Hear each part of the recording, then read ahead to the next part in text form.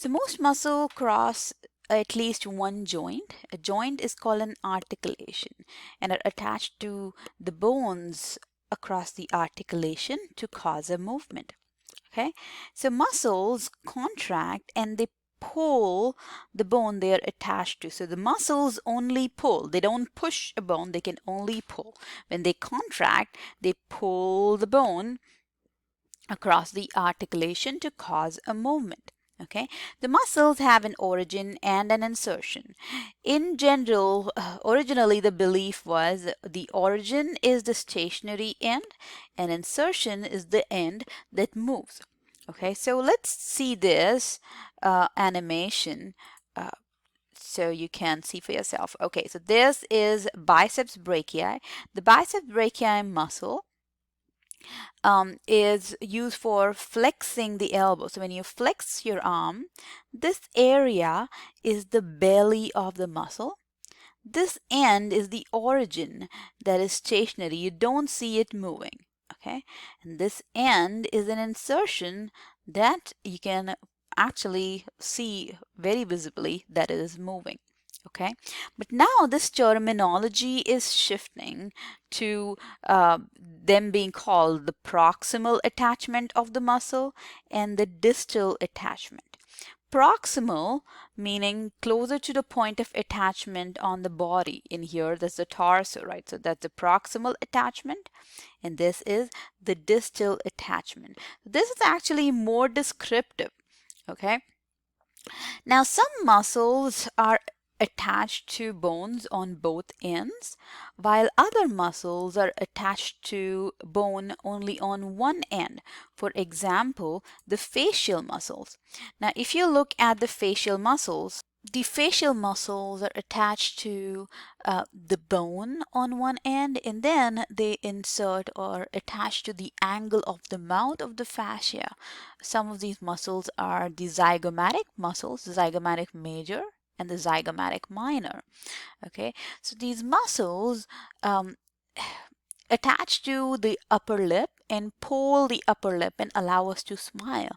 And these muscles, several other muscles on the face, only attach to one end of the bone on the skull, and the other end attaches to the fascia of the skin to cause facial expressions and facial movement. Similarly, you have the muscles on the eye. The muscles on the eye also attach to, some of them attach to the skull on one end and the other only attach to the other end. For example, the orbicularis oculi helps in opening and closing the eyelids. Okay, so this particular muscle helps in closing the eyelid because they are only attached to the fascia, so they allow some amount of movement of the skin. So how do muscles produce movement? During production of movement, the bones act as a lever or a lever, and the joints function as the fulcrum. Okay, the fulcrum is denoted as a green triangle. And so, what is a lever? A lever itself is a rigid structure that can move around a fixed point known as a fulcrum. Okay? And a lever is acted upon by 2 points. One is the effort. The effort causes the movement. So over here, the muscle is the effort. The muscles of the body are causing the movement. So they are the effort. And the load is something that opposes the movement. For example, if you're trying to pick up the book, the weight of the book along with your weight of the arm will be the load. The load is also known as the resistance. So you can say resistance or load can mean the same thing. Okay. So for example, when you are trying to pick up a book, you raise your forearm, right? So when you're trying to pick up a book, let's just say you have a book over here, you're raising your forearm. The elbow is the fulcrum The weight of the forearm along with the book is the load, and the biceps brachii muscle that help pull the forearm up is the effort. And this type of effort is called, or this type of lever is called a third class lever. So in a third class lever, the effort is in between the fulcrum and the load, just like when you're picking up a book. So remember, FEL, okay, fulcrum and load are on either side of the effort, so FEL.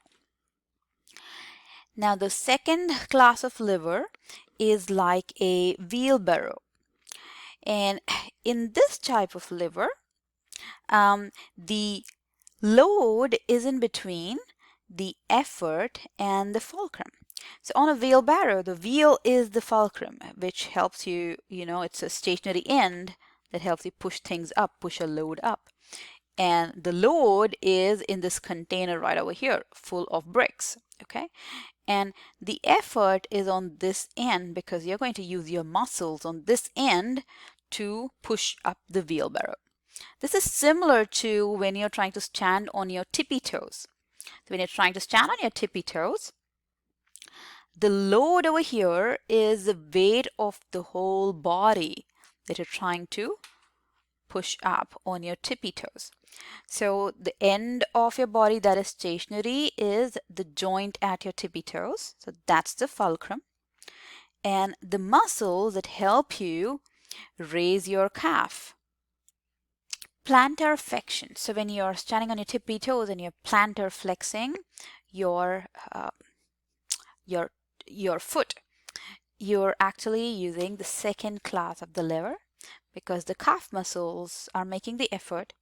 The load is the weight of your body, and the fulcrum is the joint at your on your toes that are trying to lift the weight of your body while you're performing that action. So the first class of the lever is the type of lever wherein the fulcrum is in between the effort and the load. Okay, for example, on your neck, so when your head is raised, okay, the posterior, when you're raising your head, the posterior muscles on your neck contract. So this is the effort because the muscles are making the effort, and there's a joint at the atlas and the occipital bone that bear a stationary location. So that's the fulcrum, and the load of your head is the load or the resistance or the weight you're trying to pull up when you're trying to raise your head. Okay, so in first class lever, the fulcrum is between the effort and the load. So remember EFL. Okay, and the second class lever, the load in between the effort and the fulcrum. So remember ELF. The third class lever is when the effort is in between the fulcrum and the load. So remember FEL. Okay, ELF, FEL. The first class is EFL. Of the three types of lever, the second class lever is able to produce the most force because the load is always closer to the fulcrum, and in this case the speed and range of motion is sacrificed for force, right? So our body is really heavy and we're able to stand on our tippy toes. So this type of lever is able to produce the most force. So muscles are arranged in bundles of fascicles, right? So what you're seeing is different arrangement of fascicles. Now inside all fascicle, the muscle fibers are arranged in parallel to one another, but they can arrange themselves in different patterns. Like this is a parallel fascicle, this one is a fusiform muscle. This one is a triangular muscle like the pectoralis muscle on the pecs of the chest. and you have bipinnate muscles like you see, like a feather. Rectus femoris on the thighs, so the muscle in front of the thighs, which are superficially located, are rectus femoris muscles. Now, the fascicular arrangement is the one that determines how much power and range of motion a muscle can have. Okay, so when the muscle fiber contract, it shortens to about 70% of its resting length, which is quite a lot. Okay, and in general, the longer the muscle fibers are, they can produce a longer range of motion.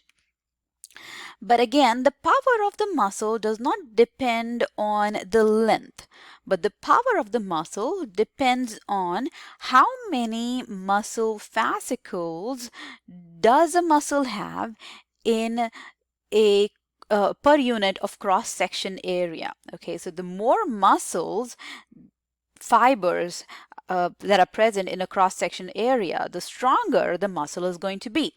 Okay, for example, you see pinnate and bipinnate muscles. For instance, they have a lot of short muscle fibers over a small area, right? So these muscles provide a lot of strength. These muscles are for strength. So the muscles on your thigh have a lot of power, but they don't have much range of motion, right? So the muscles that are bipinnate that you see are for strength and agility, but the parallel muscle fibers like the sternohyoid muscle or other muscles on the neck, these are parallel to each other. They have long fibers that can extend to longer lengths, so they provide greater range of motion but less power. So keep in mind, parallel muscles have, if they have fewer fascicles, they can provide a greater range of motion, but they don't provide much power. But if a muscle has a lot of muscle fibers per cross-sectional unit of area, they have more power that they can produce. So how do muscles create movement? They can, flex and extend, adduct and abduct, because muscles are arranged in opposing pairs at joints. Because you will have, if you have a flexor at one region, you're going to have an extensor. If you have an abductor, you'll have an adductor in the same region as well. Okay, so there are three terminologies that are important. First one is the agonist or the prime mover. The prime mover is the leader that causes the motion, and the antagonist is the one that causes the opposite direction. Okay. So agonist itself, agonist means the leader. Okay, for example, when you are flexing your forearm, when you're flexing your biceps, the biceps brachii is the agonist. So if you see over here, this one over here is the bicep muscle. So that's the bicep.